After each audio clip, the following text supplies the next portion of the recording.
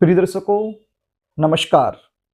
आज मैं आपको बताने वाला हूं ग्रह मैत्री दोष परिहार के बारे में। जब वर और कन्या का गुण मिलान किया जाता है तो इसमें ग्रह मैत्री दोष एक मुख्य पॉइंट माना जाता है।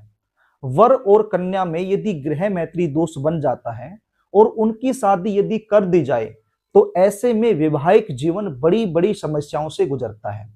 वर और कन्या में छोटी छोटी बातों को लेकर बड़े बड़े झगड़े होते रहते हैं।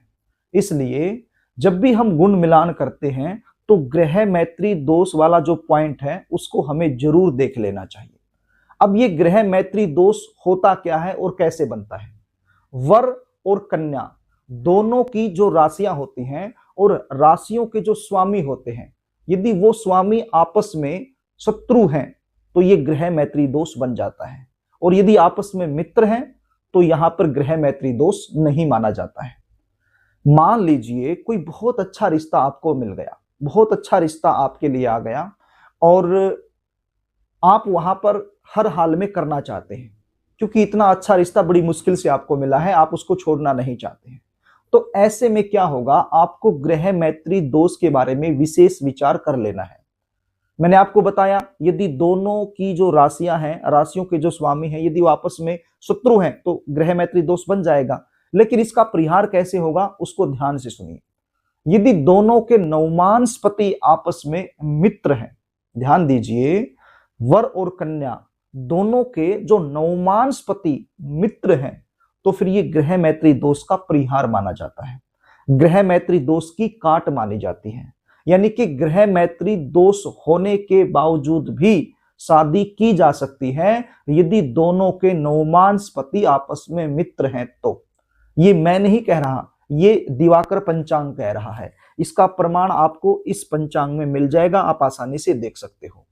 यदि दोनों के नवमांसपति आपस में मित्र हैं और बाकी सारी चीजें बहुत अच्छे से मिल रही हैं, रिश्ता भी अच्छा है, तो आप रिश्ता कर सकते हो, शादी कर सकते हो। ग्रह मैत्री दोष का जो नेगेटिव इफेक्ट है वो नहीं आएगा, क्योंकि दोनों के नवमांसपति आपस में मित्र हो जाते हैं। तो इस प्रकार से जब भी आप गुण मिलान करते हैं तो ग्रह मैत्री दोष वाले पॉइंट को जरूर देख लेना है। और यदि दोष बन रहा है तो फिर दोनों के जो नवमांसपति हैं उनको जरूर देख लेना है, ताकि कोई अच्छा रिश्ता हाथ से छूट ना जाए। क्योंकि अच्छा रिश्ता बड़ी मुश्किल से आता है, बहुत ज्यादा प्रयास करने के बाद हमें मिलता है, बहुत ज्यादा समय लगने के बाद मिलता है। और उसको यदि हमारी अज्ञानता के कारण हमें छोड़ना पड़ जाए कि बुद्धिमता नहीं है। इसलिए इस वीडियो को यदि आप देखोगे, पूरा समझोगे, तो इस समस्या से आप बच सकते हो।